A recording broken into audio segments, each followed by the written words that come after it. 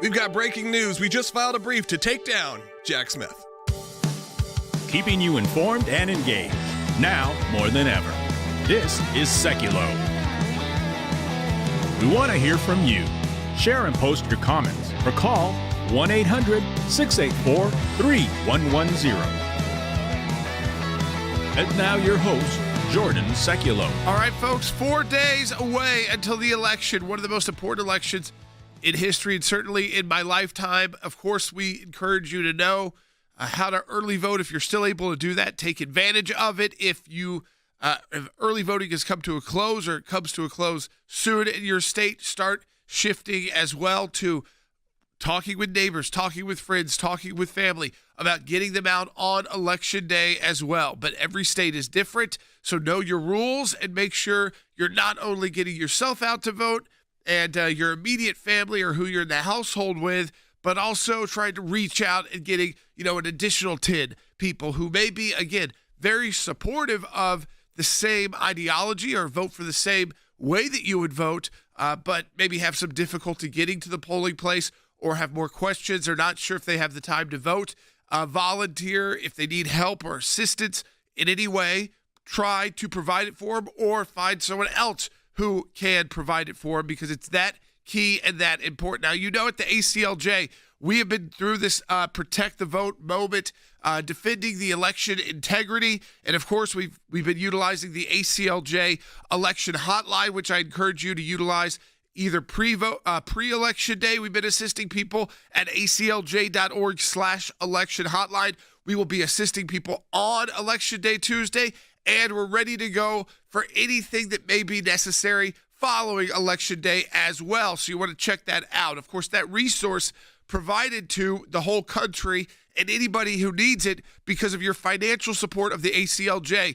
We started the challenge earlier, so this final week of the month now going into November, to make sure we had the resources before, during, and after the election to assist anyone and everyone that we can to make sure their vote is counted, to make sure any questions they have are answered, if they were treated wrong, if they think that their vote didn't go through correctly. We're able to help at aclj.org/election hotline because of our donors, and that's because of you folks. If you donate today, your donation is doubled, so you can double the impact of your donation. So we have all the resources we need to file before, like we have two at the U.S. Supreme Court. One we've already won, one we're waiting for. That's the case out of Pennsylvania. We've also got a new filing today at the 11th Circuit Court of Appeals. As you heard in the tease, this is to take down Jack Smith, and it's the case out of Florida, out of the district court there, now heading to the 11th Circuit, the ACLJ filing. And this case is about whether or not it's constitutional to have Jack Smith as a special counsel when it is not an office that is approved by Congress, so it hasn't been legislated, so there's no process to go through. But yet, then how does the Department of Justice create this kind of mega prosecutor or U.S. attorney who has unlimited jurisdiction all around the country, and every other prosecutor with limited jurisdiction or U.S. attorney has to go through the confirmation process? Why doesn't Jack Smith? Why can you create someone who has more power to prosecute in more jurisdictions without the limits of location, and they don't have to go through any process at all? They can have their own budget, their own team, and this, of course, is challenging this whole idea of special counsels, which has become a problem, which we saw under the Trump administration. So we're filing there as well. We get back from this break. U.S. Senator Tommy Tuberville will be joining us. He's the senator from Alabama. He has been very busy as well across the country, so you don't want to miss that. Again, that's coming up next. We'll take your phone calls, 1-800-684-3110. This is the time. This is that going into that weekend, getting people out to vote, making sure if early voting is finished or finished soon in your state, that you know the rules for Election Day so that you can assist people if you've already voted. And if you haven't already voted, make a plan for Election Day. Support the work of the ACLJ. Double the impact of your donation while we defend the integrity of the election. Donate today at aclj.org.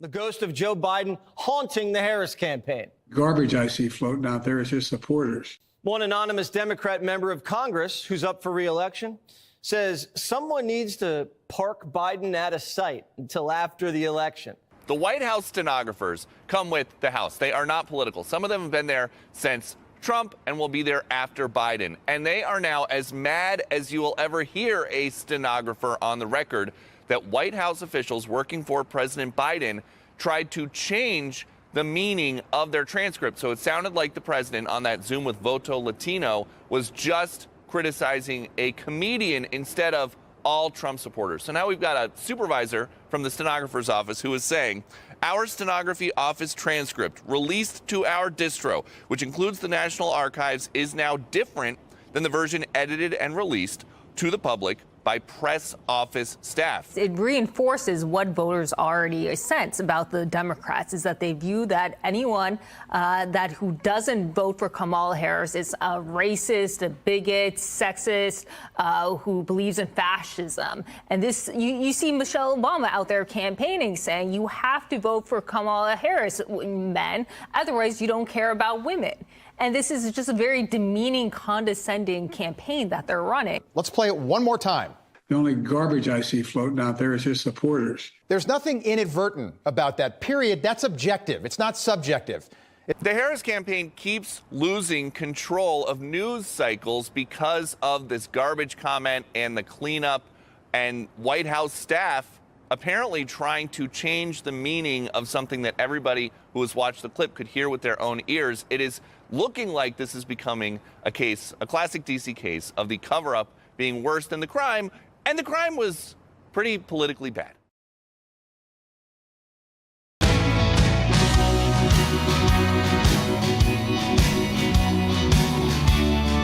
All right, welcome back to Sekulow. We are joined right now by U.S. Senator Tommy Tuberville of Alabama, and I want to go right to Coach Tuberville. And Coach, I wanted to ask you this, because we've talked a lot about it, everybody's talking a lot about the general election, but one thing I always remind people across the country, and it really doesn't matter if you're in a red state or a blue state, a purple state, because we've got Senate races that are so important to the outcome of the control of the U.S. Senate. And I know that you've been working very hard across the country as well, because we can elect a Republican president, that everybody would be excited about that, electing President Trump, next week. But if we don't have a Republican Senate, there's going to be serious problems for President Trump and getting through any of the nominees, as well as the legislative priorities that the reason why we want him back in office. Well, you're exactly right. And again, thanks for having me on. The problem that President Trump will have when he gets elected, if we don't get the House and the Senate, they're going to spend most of the next year trying to impeach him. You heard Jamie Raskin, Democrat congressman, basically say about a month ago that there's no way we're going to allow this guy to take over as president of the United States. So, the Democrats have ruined about everything they've touched. You just talking about the election process. They have absolutely destroyed our election process. It should be one-day voting, absentee ballots, and paper ballots, voter ID, but they don't want anything to do that. They want to manipulate everything, and that's the reason they can't allow President Trump to get in, because he knows a lot of them are going to really suffer the consequences when he gets elected. Yeah, I mean, Coach Tuberville, we have a situation we're filing it in Pennsylvania right now, along with the RNC, and in the ACLJ filing, and the case is about, in Pennsylvania you can file your mail-in ballot, and then at the same time the Pennsylvania Supreme Court said, which is different than the law there, that if you think for some reason that you might have messed up when you filed that ballot, you could go and cast a ballot on Election Day as well. So you see how that immediately causes a disaster for Election Day, the vote counting and the election workers, because now somebody who had one ballot in has now got two, and which one is the first one wrong or not? Which one counts? What do you do with that situation? And it's like these courts are doing this on purpose, days before an election. Now, I know you're heading to Ohio, which is a key state, not just for the presidential race, but the Senate race there as well. You talk about, again, the House, the Senate, this idea. In my opinion, Coach Tuberville, I'd like to hear your thoughts on this as well. If again, we don't have control of the House and the Senate and President Trump is elected, I think it's going to be a very dangerous time and tough, difficult time in the country, even between next Tuesday and when he takes the oath of office. And getting him to that point of taking the oath of office without delays, because it appears that the Democrats have at least told us they've got a number of strategies to try and hamper and put kind of slow down, drag out, even if President Trump wins. Well, you're exactly right, and that's right up their game plan. Their game plan has been for years to manipulate the voting system to where they can create controversy. As you just said, Pennsylvania, there's voting machines in Georgia that President Trump, you push his selection and it goes to Kamala Harris. I mean, they've done the same thing to our country. Now, they did this to voting because they want to remain in power. They want to do everything they possibly can. I've seen all the data from 2020. President Trump was he was up 200,000 or 300,000 votes in almost all swing states, and for some reason they shut the counting down, sent everybody home, and the next morning President Trump is behind. Now it is again controversial. The thing we need to do is have a holiday for Election Day. You go vote. Let everybody just relax and do it the right way. Absentee ballot would be fine, but this ballot harvesting and all this stuff, it all creates a controversy, as you just said, of who wins. If President Trump does win, man, they're going to throw a wrench in the system, say there's no way we're going to send this guy to jail. We're not going to certify his election. It's a disaster, and it's all because of the Democrats. All we wanted in the Senate now was the SAVE Act the last 3 months, saying, listen, let's do the SAVE Act. That way everybody knows that if you vote and you're an illegal, you go to jail. We have a fair election, and whoever wins, wins. And we go along the next 4 years, and we have another one. But there's no way that these Democrats want a fair election. They want the illegals to vote. In my state of Alabama right now, we're being overrun by Haitians. It is absolutely ridiculous what's going on, ruining our education system, our hospitalization. And, we love people. But let me tell you, American taxpayers can't afford what's going on right now. So, Coach Tuberville, this is Jordan's producer, Will. And first of all, I do want to thank you for 4 great years as an undergrad at Auburn, where being on the plains on a Saturday in the fall was probably the best place in America to be. But we have a vice presidential nominee right now that is trying to connect with the American people through his experience as a high school football coach. But we're seeing him use odd language like AOC runs a mean pick six and huddle up, we're in the final quarter. Is his ploy of trying to be relatable backfiring? I don't know where they got this guy from, what rock they got him out from underneath there. I tell you, they have so many options that they could have done so much better than this clown. But, he's calls himself a coach. He's putting tampons in the elementary schools and high schools for men's restrooms. You got to be kidding me. I mean, for the last four years, I've sat back and listened to these people think and tell people that men can have babies. That just tells you how crazy these people are and how much they want to brainwash the American people. But, Tim Walz he's not qualified to be anything, especially a football coach, and that's much more, to me, much more of a requirement to be qualified than Vice President of the United States, because they don't do anything anyway. I mean, I think that's interesting because he came out strong, and then he's kind of been, like you said, he's kind of been hidden under a rock since he's been introduced, and you don't see him too much out on the campaign trail. But this idea, again, I think that if it's the final message that kind of kicked everybody into gear, Coach Tuberville, and we're talking to U.S. Senator Tuberville from Alabama, is the idea, again, this garbage comment from President Biden that sits out there. There's this whole this whole fight between the White House stenographers and the National Archives because they try to put like an apostrophe somewhere to try to change the meaning of the sentence. The idea is we all know, and I think you can speak to this too, that is how they feel about most of us. I mean, they may not feel about some of the moderates who like to play games with them and love to make deals with them, but for most of us on the right side of politics in America, they do think we're a bunch of garbage. And that's exactly why they would, even if President Trump's elected Tuesday, with all of this mess and with all the numbers floating around, all the different ballot issues, that they will do anything possible to prevent us from having control and getting our legislative priorities through, because they actually believe that about us, and not just the elected officials, but the people who are voting for you. Yeah, our country's in serious trouble. And President Trump's going to have his hands full, and thank God he's got a team of people like Elon Musk and Robert Kennedy Jr. and people that are really, really smart, that love this country. Now, something's going on here, and I don't know what it is. Kamala Harris is out there with 50, 60,000 people on the mall in Washington, D.C. Now, in D.C., a Democrat can get 100,000, 150,000, because that's all that lives up there. Right. You know, it's 95% Democrats.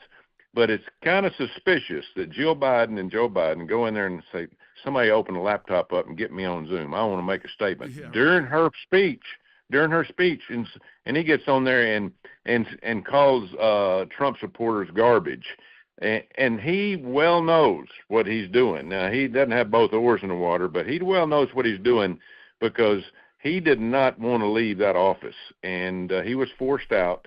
And I'm not so sure who he voted for when he voted for last week, but that was all by design. And I'm going to tell you, these people have no plan whatsoever for our country. All their plan is to turn us into globalist, socialist, and make the American taxpayers pay for everything and put us under. And that's the direction that we're headed if we elect these two people they've got up for president and vice president next week. You know, Coach, I know that, again, you brought up some of the issues with voting, but one thing I wanted to make clear to everybody listening to our show and watching our show throughout the week and the weeks that we've been leading up to this with early voting is as of right now, take advantage of the laws in your state, know the laws in your state. So whether it's election day voting or early voting in person, or if you had to do absentee for some reason. But I told them, I said, we will all work on all of the issues surrounding the voting, whether it's legal challenges we've got to file. We got about a minute left here, though. I think just hearing from you directly about how important it is for everybody here listening and to get their friends and family out as well to vote, whether that's through some early process or on Election Day Tuesday. Yeah, we've done a much better job other than 2020. Laura Trump's been in charge of it. She has got groundswell of lawyers, people in places in the swing states. We've done our due diligence. Again, you can't, we're not going to allow them to shut the polls down. We're not going to allow them to count votes without the Republicans there. They're not going to be able to do what they did last time. So hopefully we get a good, fair accounting. If we do, President Trump will win. We'll win the House and the Senate. And American people want to take their country back. So I'm looking forward to a great day on Tuesday. I'll be with President Trump Tuesday night, and maybe we'll have a great celebration. Sounds good. Coach Tuberville, as always, we appreciate you joining the broadcast. We appreciate everything you're doing for our country as a leader from Alabama, a national leader as well. I'd like to have you on, too, after the election. We'll be right back on Sekulow. You know, this case out of Virginia, this involved the Department of Justice and the Virginia governor's office, Governor Youngkin, who had this amount of people, 1,600 at the case that was before, ultimately, that has the Fourth Circuit Court of Appeals now, that a district court judge said those 1,600 non-citizens, they filled out paperwork, they are legally residents inside the United States, but they are not citizens, so they shouldn't be on the voter rolls. And the governor attempted to remove them from the voting rolls, 1,600 names. And the Department of Justice, which is kind of bizarre, you would think, why does the Department of Justice say we need to file a lawsuit to put 1,600 people on a voter roll who shouldn't be? Well, the ACLJ, by the way, we are in this case at the Supreme Court. So we took really quick as you could take action at the American Center for Law and Justice. The timeline the Supreme Court is set now, it put a stay in place of the district court. So what that means is Governor Youngkin in Virginia can go ahead and remove those individuals from the ballot, from the voting rolls, so that they are not, their names aren't there, and they will not be listed. If they did come, they would not be on the voter files. The Department of Justice, again, could try to speed this up, but the election is, of course, next Tuesday. People are already early voting all across the country. So if you look at the timing, there's no way that this stay gets lifted before Tuesday. So this is the first, I'd say, big victory going into this election. And you may say, wow, 1,600 names. We all know how close these elections are. We all know how important not just the presidential race could be, but also all of the other races going on in Virginia, the congressional races. So 1,600, yeah, it may not sound like a ton to you. You can win a state based off that many voters.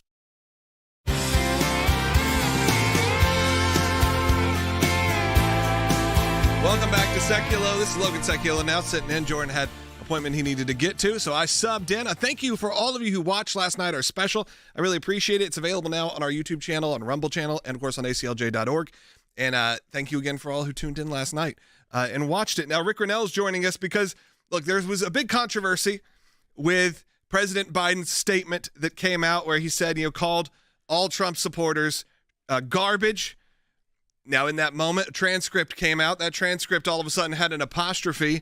And now we know there's almost a whistleblower situation happening between the White House stenographers, people you don't want to make mad, apparently, because they will go to the press and say, this is not what we stood for.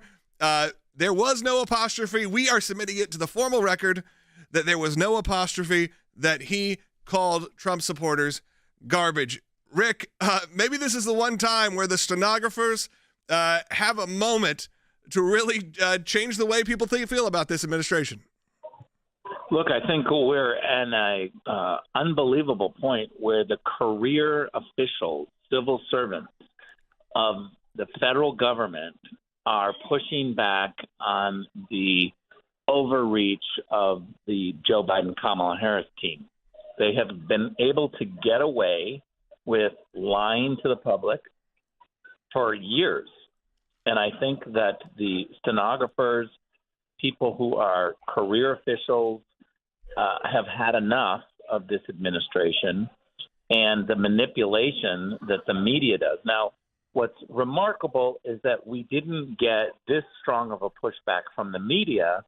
We got it from career officials. And that's, I think, a condemnation of the media. It shows just how much the media is not credible in covering Joe Biden and Kamala Harris. And part of that report was that they were being pressured, right? Well, they were being pressured to make this change. They said, we discussed it with President Biden, and he said that's not what he meant, so you guys need to change it. Right. The press office said they conferred with the president and that they got his meaning down, which just comes across as so Soviet, Rick, that they can't own the words. They could have actually probably made this story go away if they said something to the effect of, President Biden, in the heat of the moment, because he was so frustrated with the comedian's comments, said supporters when he and does not in any way want the American people to think he is casting a blanket net on all Americans. But instead, they tried to do this retroactive fix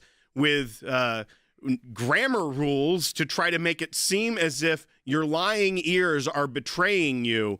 It just comes across as so Soviet. Well, let's be honest. These stenographers have clearly been through this before. This is not their first time because they're so frustrated they're pushing back. The big question is, how many times did this happen before? How many times did the stenographers clean up mistakes from Joe Biden? This is really a scary moment because reporters at the White House are responsible for being for telling us in a transparent way exactly what's happening inside the White House, not playing politics, not playing for the Democrats, not cleaning up mistakes afterwards so that the public doesn't know what the mistakes are.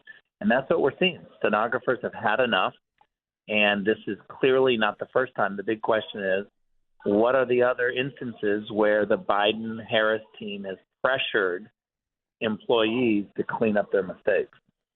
Rick, it's been obviously very exciting and exhilarating time for the campaign. It's been kind of fun to watch all of the changes. And, of course, as Trump very quickly flipped that garbage term in his favor and really kind of took the wind out of the sails of that, alleged story that was going to last. They thought this was it. This was that moment.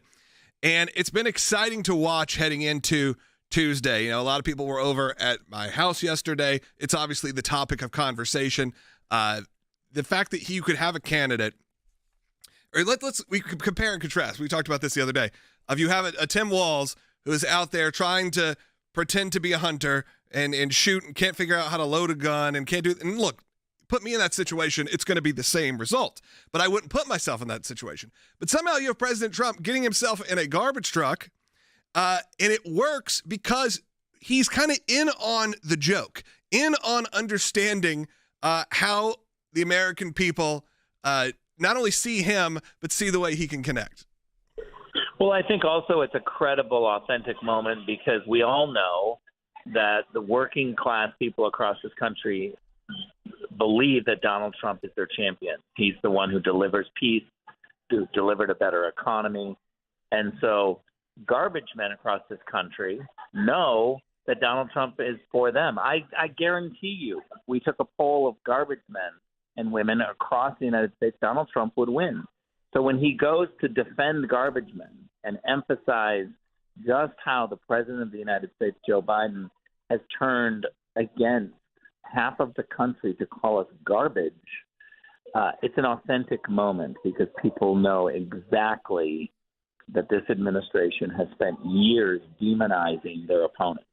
And Rick, there's also the sense of the campaign having fun during this final stretch. Like they understand the stakes, but are able to be nimble, quickly turn around something that is devastating for the Harris campaign and for the legacy of President Biden, but to turn it into something fun and joyful, celebrating real Americans instead of the coastal elites that are funding the Harris campaign. And I feel like the contrast between the fake joy that the Harris campaign tried to launch with the real joy you're seeing from everyday Americans and Americans forgotten by Washington, D.C. for decades is such a stark contrast as you head towards November 5th. Yeah, well, look, I can tell you, knowing President Trump personally, that this absolutely came from President Trump. He is somebody who loves humor, who uses humor and makes people feel relaxed. If you have ever been around President Trump, he makes people feel relaxed. He's not an elitist, and he goes out of his way to make people feel relaxed. He uses humor. And when something like this happens, he's all in. He wants to jump in and emphasize the point using a little fun and humor. Yeah, absolutely. I can say from experience, one of the very few times I've spent with him, he was with my children and it was with my whole family. And immediately the kids were at ease. They took kind of fun pictures with him. He invited them to take pictures. We walked inside the Oval Office and he said, "Welcome to the Oval Office. I'm sure you've heard of it." And got a big laugh from everybody. It is that kind of disarming nature that comes off authentic and really it's really going to be a fun couple days. And I think that tone shift, Will's right, has changed it. Now, of course, you have New York schools. Some of them will now calling off on Election Day and the day after for potential bereavement of their students who can't focus on the class depending on the election results. So it's just, we're going to talk about that when we get back, because I think that's just such an interesting story. And we're going to take your phone calls. Thanks, Rick, for joining us. I really appreciate it always. And good luck over the next week. Give us a call, 1-800-684-3110, 1-800-684-3110. Got one line open. Some more will open up. If you're on hold, we're going to get to you coming up in just a couple minutes. So stay tuned, 1-800-684-3110. Support the work of the ACLJ at aclj.org. And again, if you didn't see our special that premiered last night, For the Love of God, Save Our Country, it's available now on our YouTube channel, Rumble, however you get your content, it's there. Thousands of you joined. It was really a great time to watch with everybody, but it's available now absolutely for free. And it's a great story of hope that you should send to your friends. Our brand new primetime special. Take a look. This election is crucial. Your voting rights are under attack. The radical left wants to legalize what went wrong in 2020. Mail-in ballots, banning voter ID, and ballot harvesting, risking fraud. With Biden-Harris policy inviting illegal immigrants, fears of non-citizen voting rise. The ACLJ defends your right to vote. Our legal team is fighting in battleground states and filing lawsuits. We won the Trump ballot ban case at the Supreme Court and are ready to return if needed. Breaking news. The Supreme Court rules former President Trump back on the ballot. President Trump is going to remain on the ballot. Go to aclj.org/election hotline.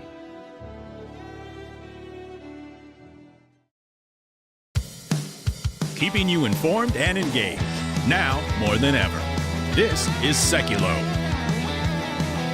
And now your host, Logan Sekulow. Welcome back to Sekulow. We are discussing a lot of topics today, and we are going to get to your phone calls. Let's go ahead and start actually with a phone call. Let's go to Kent, who is calling. Listen on the radio in California. Kent, you're on the air. Hi, thank you for taking my call. I'd like to say God's main purpose for the state is to restrain evildoers, so we're not hindered in doing what God wants us to do, to help build his kingdom, which is not of this world, not to have the state do it for us. And not voting is effectively voting for more evil and voting for...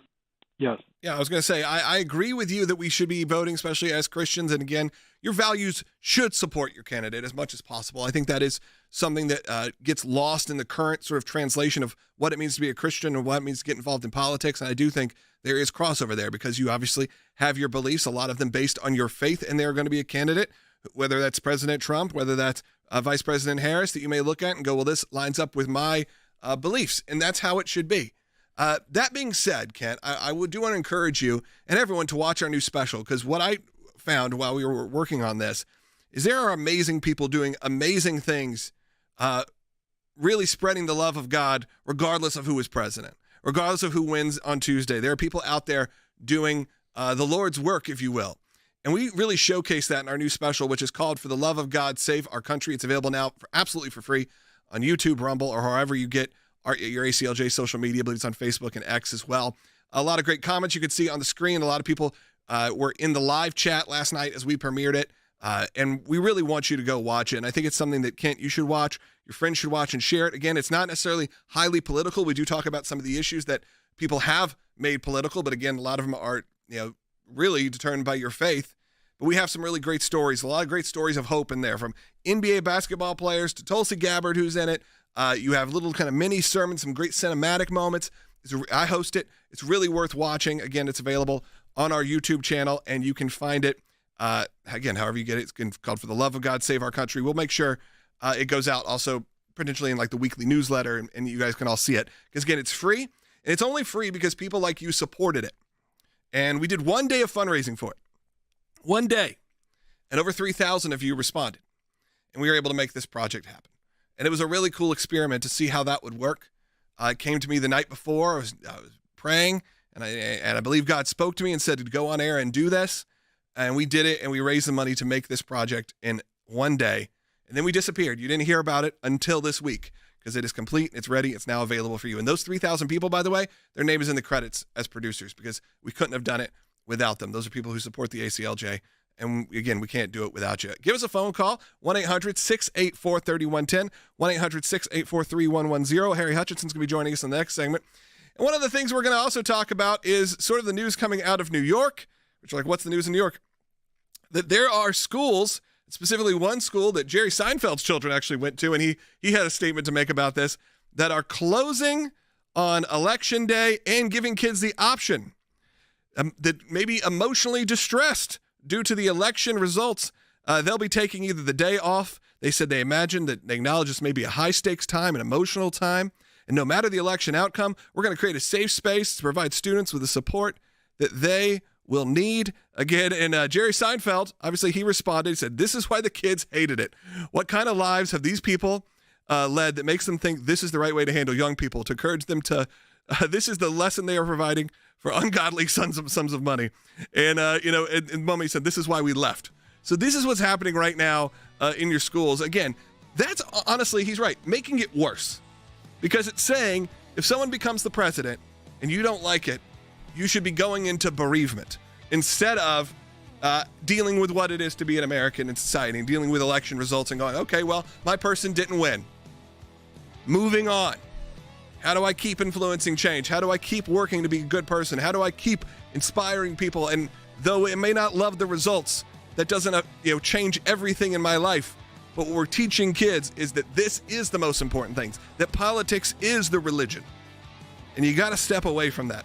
Again, we're going to take your phone calls, and Harry Hutchinson's going to be joining us in the next segment. Go to aclj.org to support the work. Right now, coming up again, Harry Hutchinson, we're going to discuss the U.S. economy's new jobs program. A little bit of a disappointment. Inflation is mostly back to normal, they say, but when you talk to people, they aren't feeling that. There's this still strong concern about the economy. Housing, taxes, and inflation are just some of the concerns both campaigns are amplifying as the presidential race enters the home stretch. And when it comes to the latest ABC News Ipsos poll, more Americans trust former President Trump over Vice President Harris to handle the economy. The new jobs report shows U.S. employers added only 12,000 new jobs in October. That is much lower than normal. The Bureau of Labor says hurricanes and worker strikes are to blame. The unemployment rate stayed at 4.1%. The month of October saw two hurricanes, Helene and Milton. We also had the Boeing strike. That skewed this number in a big way. We saw jobs added in healthcare, but manufacturing jobs lost more than 40,000 jobs there, mostly because of that strike at Boeing. Also important to note that the government revised lower the number of jobs added in August and also in September by 112,000 jobs. So 112,000 fewer jobs added combined in August and September. People are going to scratch their heads. Hey, lousy jobs report. Why 4.1? Because the rate comes from the household survey, and the household survey counts those that are off work, absent due to strikes and storms. So they're counted as employed. It remains at 4.1%. Inflation prices and the increase, we're tracking that. They fell to the lowest level in more than 3 years. The price index that the Feds use to really gauge where we are, hitting a 2.1% annual increase in September. That's down that 2.3% that we saw in the month of August. Though what the Fed calls that core price index was a tad hotter than expected. So the bad news there is that it came in hotter than expected. It actually ticked up from 2.6% to 2.7%.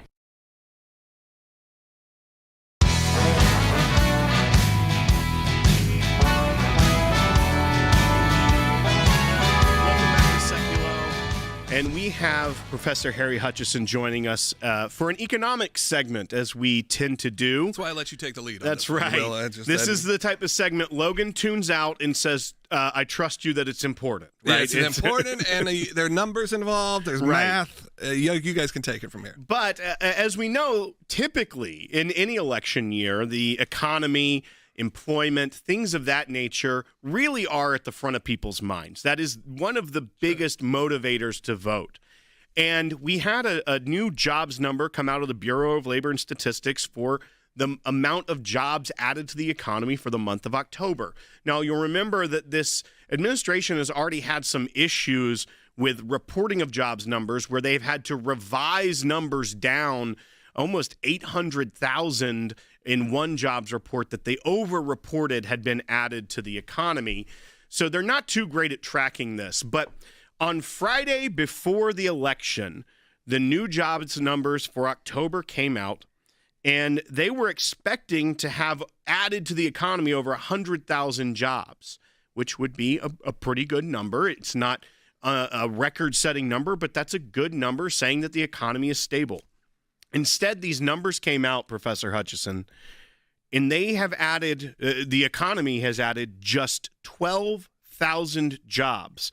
So almost 90% lower than they were expecting were added in the month of October.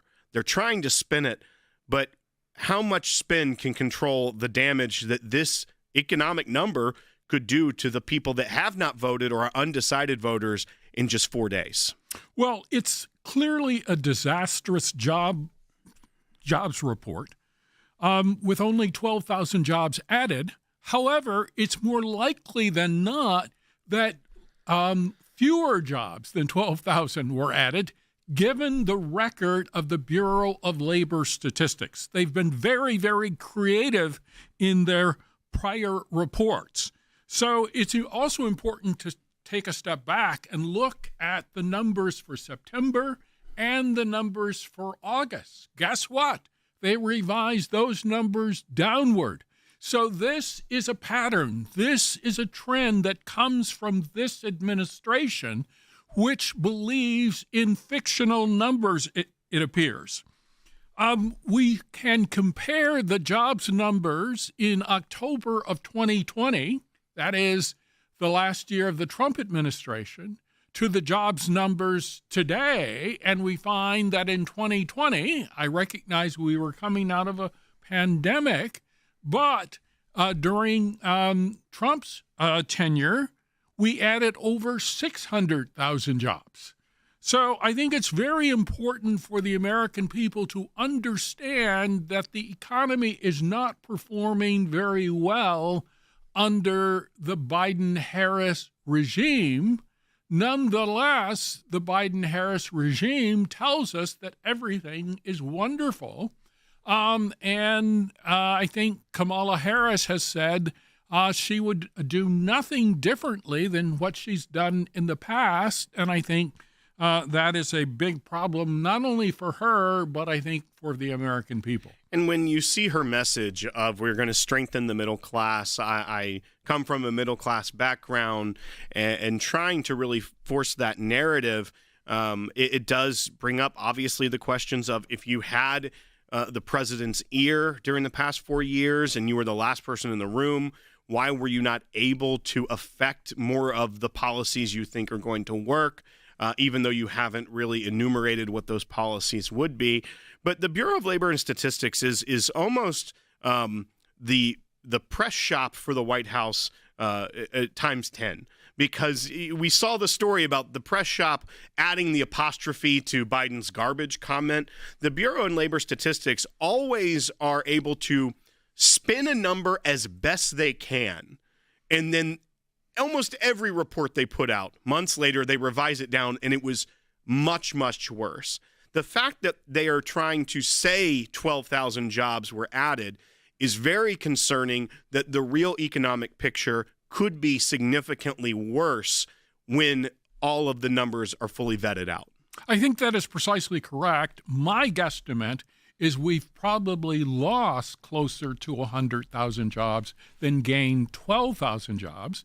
That's number one. Number two, the Bureau of Labor Statistics and the Biden-Harris regime has been aided and abetted by such news outlets as CNN and CNBC, who were reporting that job growth for October, these were preliminary numbers, exceeded 200,000. They were way off, and anyone who is looking to CNN or CNBC for credibility, I think, is going to be sorely mistaken.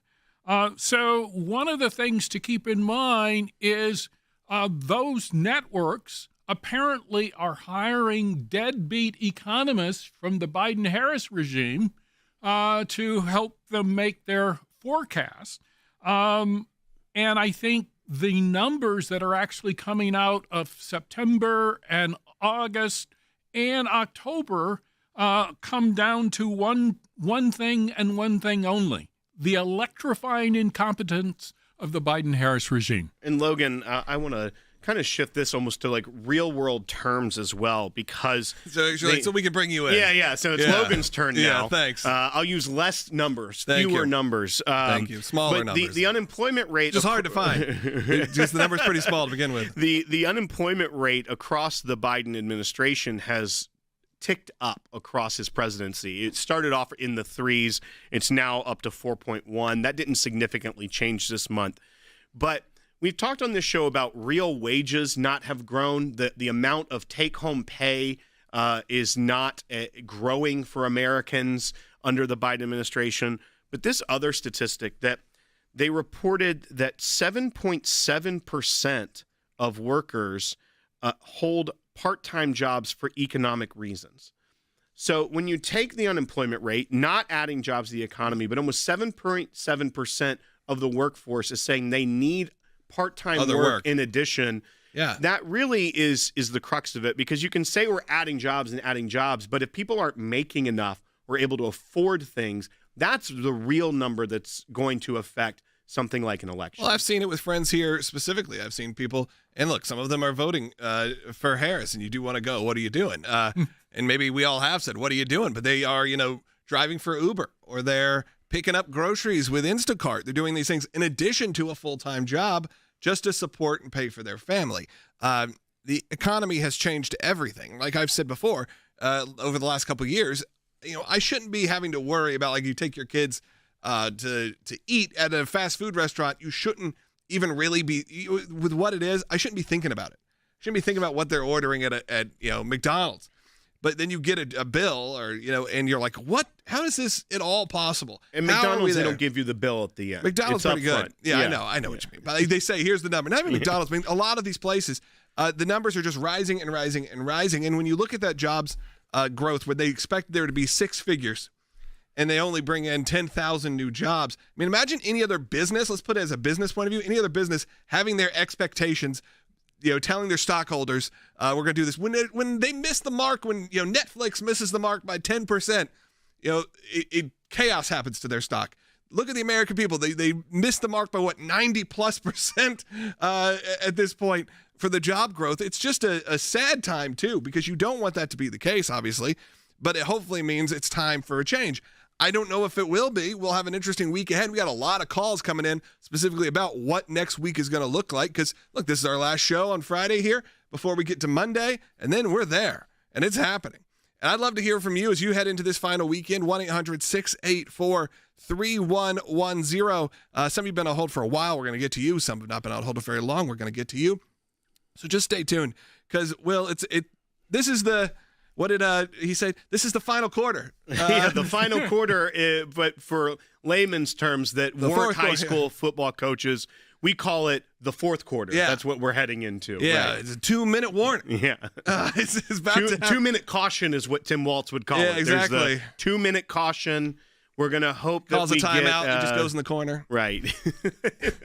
All right. 1-800-684-3110 to be on the air. We're going to take all those calls coming up, because, again, we are only a few days away from what is going to be one of the most consequential elections of our lifetime, regardless of how you feel, who you're voting for. We know that this is a really important time, and it's an important time to support the work of the ACLJ, because we're going to be here regardless. We're not going anywhere. And that's why even we did that special, because it's about people who aren't going anywhere, who are going to be there supporting great values and Christian beliefs, regardless of how any sort of election turns out. We got some great calls coming in. Some people are concerned. Some people are excited. We're going to discuss all of that coming up. And of course, you need to be praying for our country right now. It is a tough time. It is unsettling in many ways. But being just a few days out, maybe there will be some sort of breath of fresh air happening in the next few days. Who knows? I am excited that like I told Rick Grinnell, that the campaigns took a little bit more of a fun last chapter here, as Tim Walz would say. All right, we'll be right back with more on Sekulow.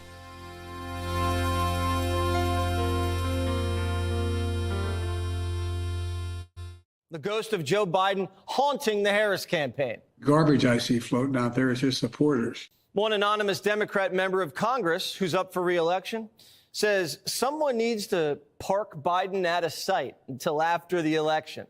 The White House stenographers come with the House. They are not political. Some of them have been there since Trump and will be there after Biden. And they are now as mad as you will ever hear a stenographer on the record that White House officials working for President Biden tried to change the meaning of their transcript. So it sounded like the president on that Zoom with Voto Latino was just criticizing a comedian instead of all Trump supporters. So now we've got a supervisor from the stenographer's office who is saying, our stenography office transcript released to our distro, which includes the National Archives, is now different than the version edited and released to the public by press office staff. It reinforces what voters already sense about the Democrats, is that they view that anyone who doesn't vote for Kamala Harris is a racist, a bigot, sexist, who believes in fascism. And this, you see Michelle Obama out there campaigning, saying you have to vote for Kamala Harris, men,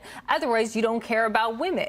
And this is just a very demeaning, condescending campaign that they're running. Let's play it one more time. The only garbage I see floating out there is his supporters. There's nothing inadvertent about that, period. That's objective. It's not subjective. The Harris campaign keeps losing control of news cycles because of this garbage comment and the cleanup, and White House staff apparently trying to change the meaning of something that everybody who has watched the clip could hear with their own ears. It is looking like this is becoming a case, a classic DC case of the cover-up being worse than the crime, and the crime was pretty politically bad.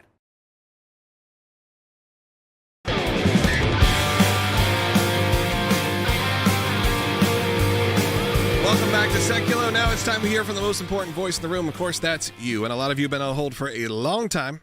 So let's just go in order. Let's start with Gloria in North Carolina.